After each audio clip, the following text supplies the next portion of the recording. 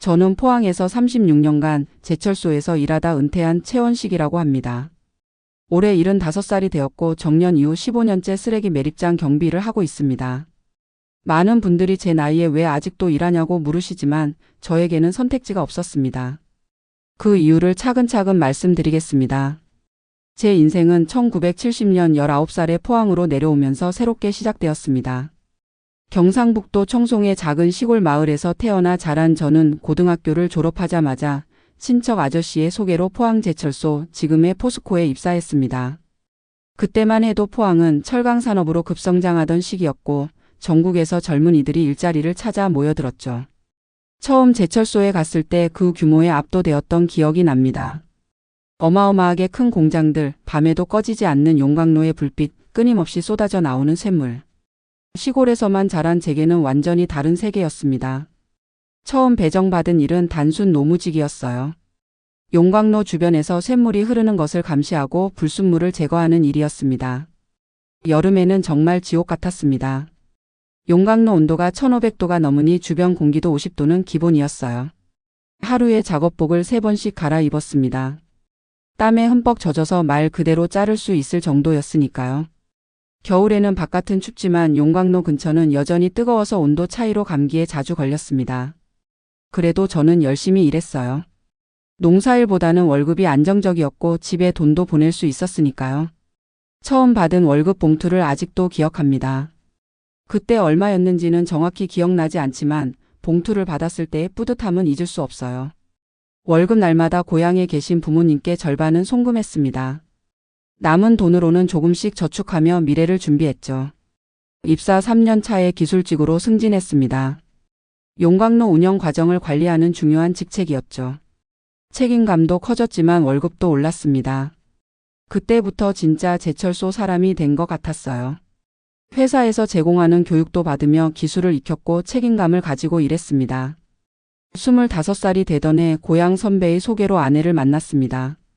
첫 만남에서 아내는 조금 말수가 적고 수줍어하는 모습이었어요. 나중에 알고 보니 경계성 지능, 지금으로 치면 경미한 지적장애가 있었습니다.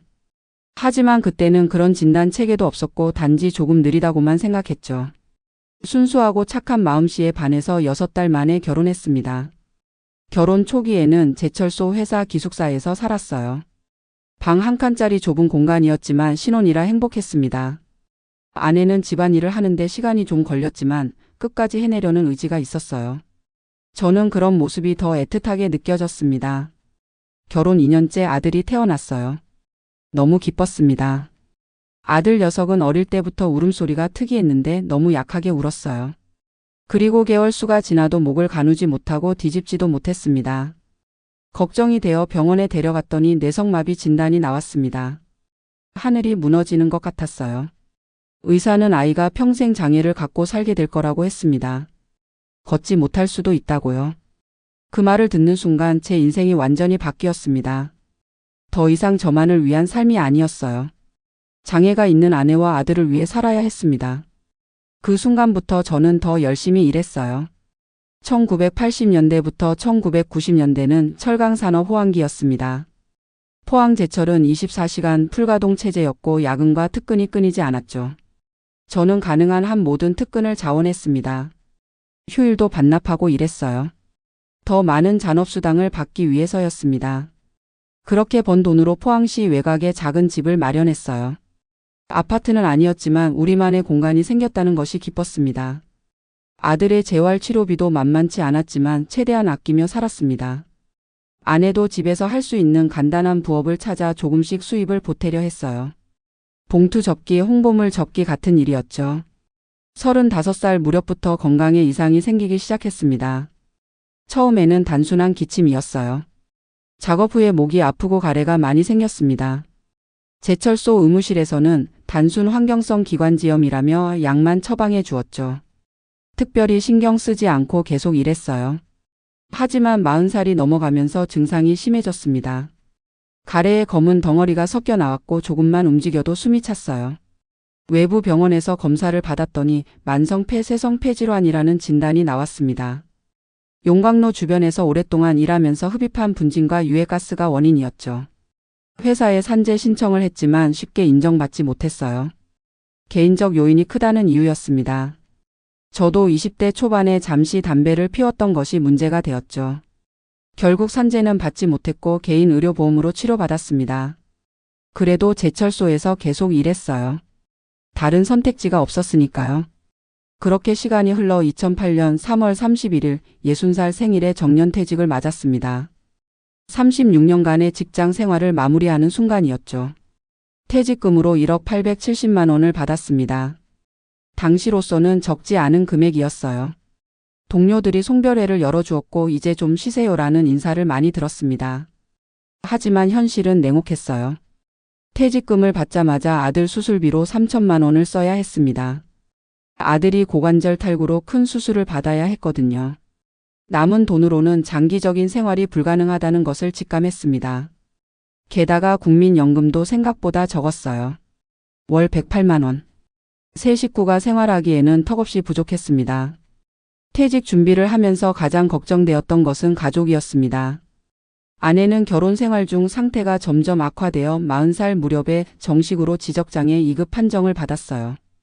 IQ가 45 정도로 지금으로 치면 중등도 지적장애에 해당합니다. 일상생활은 어느 정도 가능하지만 복잡한 일은 처리하기 어려웠죠. 아내는 요리나 빨래 같은 간단한 집안일은 할 수 있었어요. 하지만 돈 계산이나 외출은 혼자 하기 힘들었습니다. 시장에 가서 물건을 사도 거스름돈을 제대로 받아오지 못했고 버스를 타면 어디서 내려야 할지 혼란스러워했어요. 그래서 필요한 물건은 제가 퇴근길에 사오거나 주말에 함께 장을 보러 갔습니다. 집에 있을 때 아내는 주로 TV를 보거나 창밖을 응시하며 시간을 보냈어요. 특별한 취미나 관심사가 없었죠. 가끔 밤에 이상한 행동을 할 때도 있었습니다. 자다가 갑자기 일어나 집안을 돌아다니거나 냉장고 문을 열어놓고 다시 잠들기도 했어요. 처음에는 깜짝 놀라기도 했지만 점차 적응해 갔습니다. 아들은 더 큰 어려움을 겪고 있었어요. 뇌성마비로 인해 지체장애 1급 판정을 받았고 휠체어 생활을 하고 있었습니다. 몸은 자유롭지 못했지만 다행히 인지 능력은 정상이었어요. 오히려 남들보다 총명한 편이었죠. 특히 컴퓨터에 관심이 많았습니다. 아들이 30살이 되었을 때 컴퓨터로 할 수 있는 일을 찾기 시작했어요. 인터넷에서 정보를 찾아주는 일, 데이터 입력 작업 같은 것들이었죠. 요즘은 인터넷 쇼핑몰 상품 등록 아르바이트를 하며 월 40만 원 정도 벌고 있습니다. 자신의 돈을 버는 것에 자부심을 느끼는 모습이 대견하기도 하고 한편으로는 마음이 아프기도 해요. 아들은 정기적인 물리치료와 보조기구 교체가 필요합니다.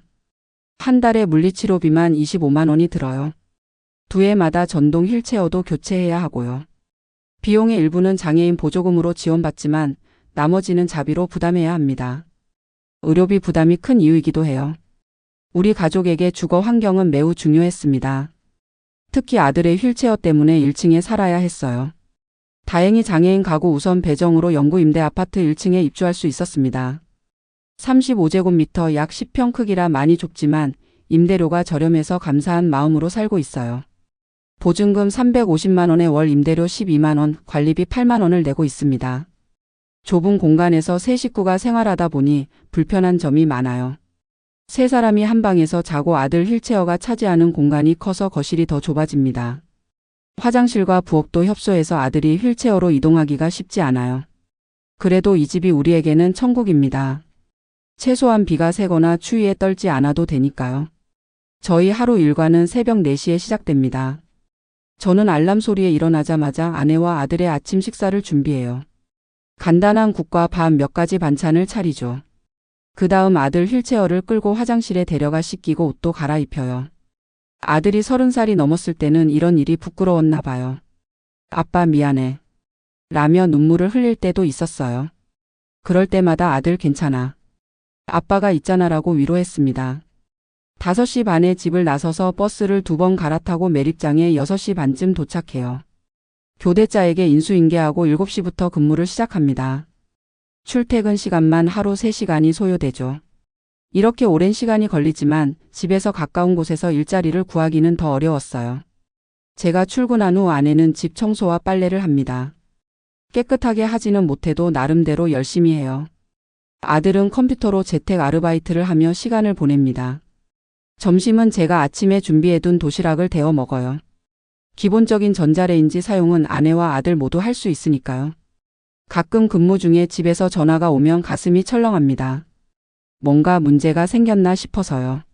한 번은 아내가 가스불을 켜놓고 잠들어서 이웃이 119에 신고한 적도 있었어요. 다행히 큰 사고는 없었지만 항상 불안한 마음이 있습니다. 그래서 요즘은 가스레인지 대신 전기밥솥과 전기포트만 사용하도록 했어요. 휴무일에는 아들을 병원에 데려가거나 아내와 함께 간단한 외출을 합니다.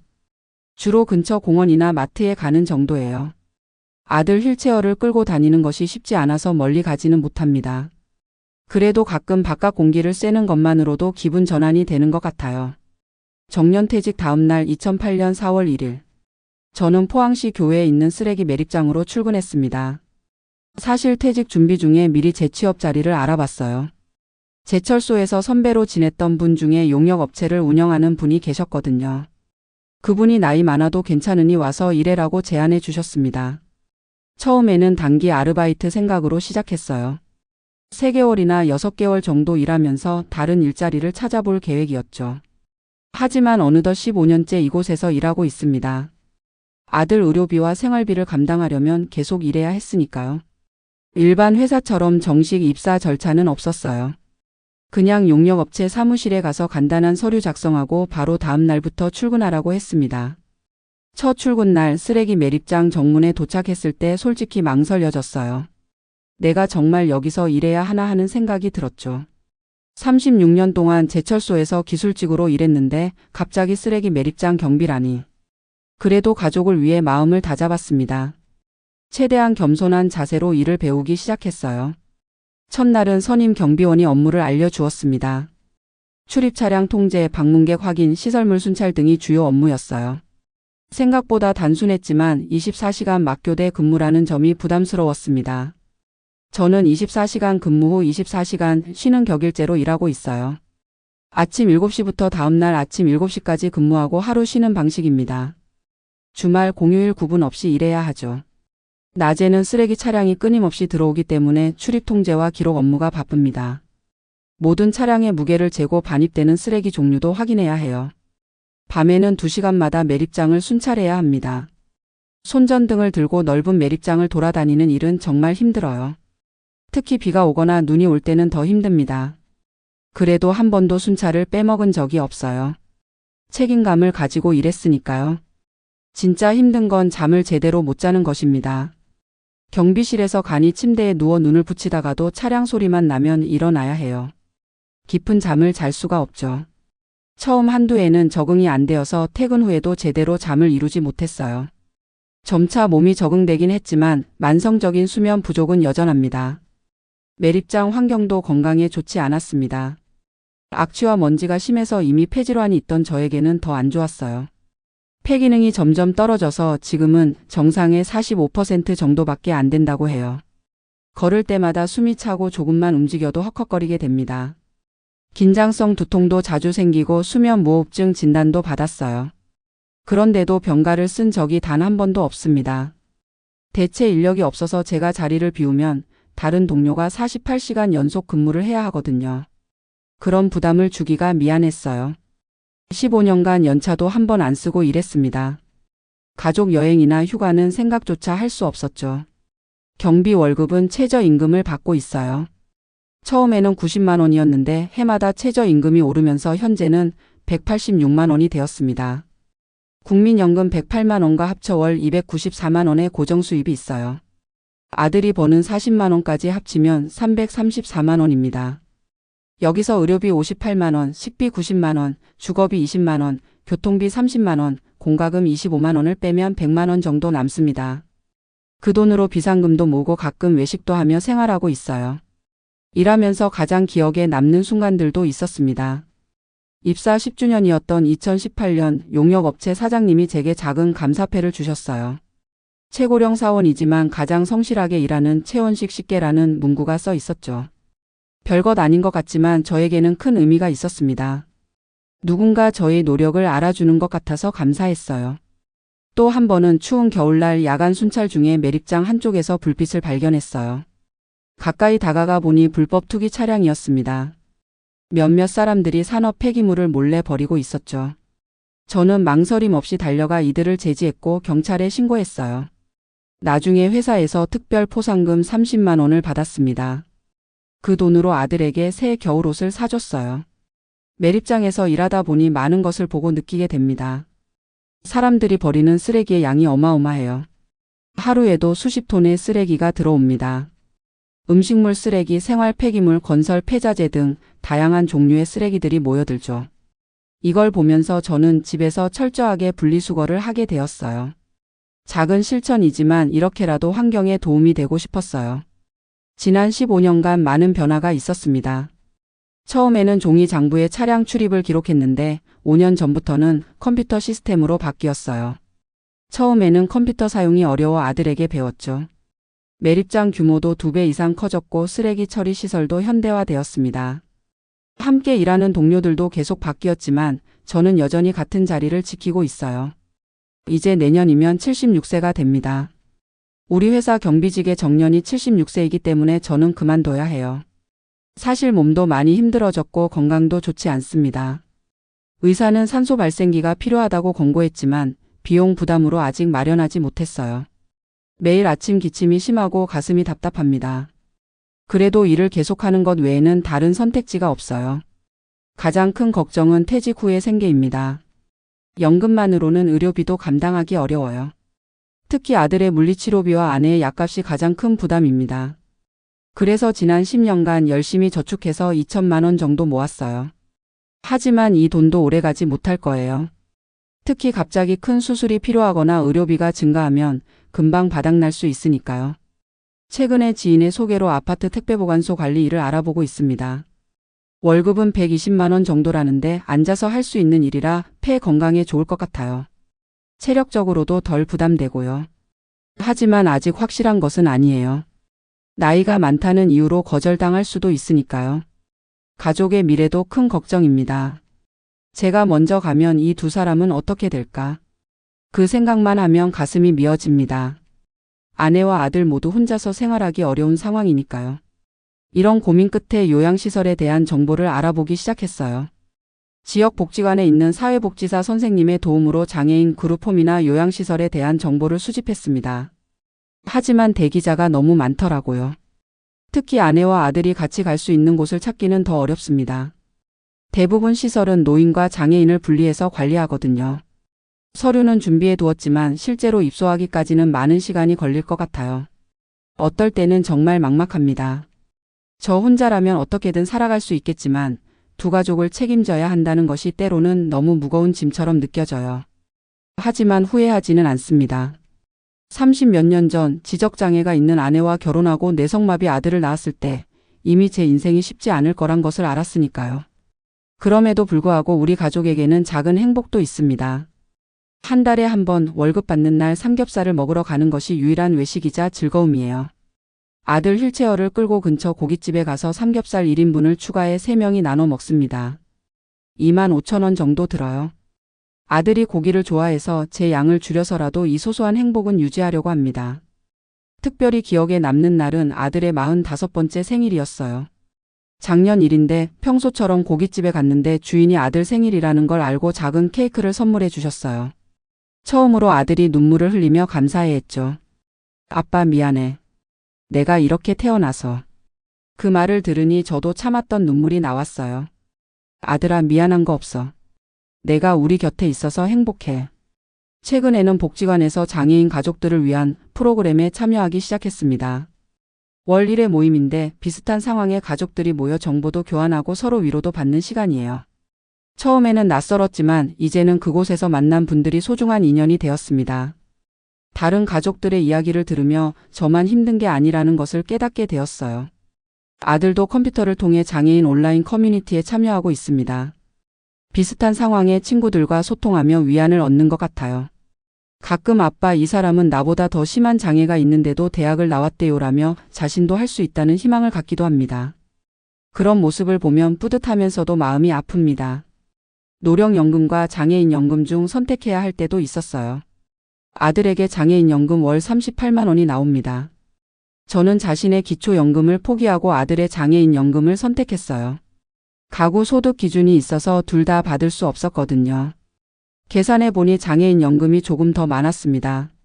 매월 국민연금 108만 원, 경비 월급 186만 원, 아들 장애인 연금 38만 원, 아들 아르바이트 수입 40만 원을 더해 총 372만 원으로 세 식구가 생활하고 있어요. 어떤 날은 정말 힘들 때가 있습니다. 새벽에 일어나 출근 준비를 하다가 문득 내가 이 나이에 왜 이렇게 살아야 하나 하는 생각이 들 때도 있어요. 같은 나이 또래 친구들은 대부분 편하게 쉬고 있을 텐데 저는 여전히 24시간 막교대로 일하고 있으니까요. 특히 몸이 아플 때 비가 오는 날 추운 겨울에는 더 그런 생각이 들어요. 하지만 곧 마음을 다잡습니다. 가족을 생각하면 아무리 힘들어도 견딜 수 있거든요. 누군가는 제게 왜 고생하세요? 집에서 쉬세요라고 말합니다.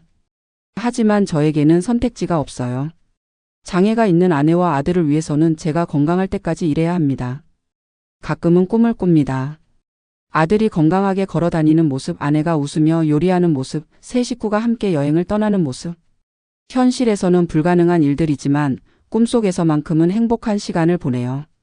아침에 눈을 뜨면 현실로 돌아오지만 그래도 그 꿈이 저에게 작은 위로가 됩니다. 퇴직금도 연금도 충분했을지 모르지만 의료비가 너무 많이 들어요. 그래도 후회는 없습니다. 제 선택이었으니까요. 다만 한 가지 바람이 있다면 다음 생에는 우리 가족 모두 건강한 몸으로 태어나 행복하게 살았으면 좋겠어요. 그것이 제 유일한 소원입니다. 최근에는 건강이 더 악화되어 걱정입니다. 의사 선생님이 산소 발생기를 사용하라고 권했지만 비용이 부담스러워 아직 구입하지 못했어요. 밤에 자다가 숨이 막히는 느낌이 들 때가 있어서 잠을 설치기도 합니다.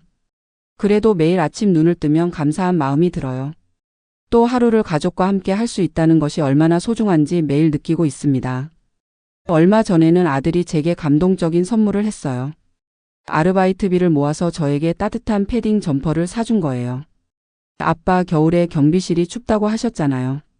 이거 입으세요. 그 말을 들으니 가슴이 뭉클했습니다. 비록 몸은 불편해도 마음만은 따뜻한 우리 아들이 정말 자랑스러웠어요. 이제 앞으로 1년 76세 정년을 앞두고 있습니다.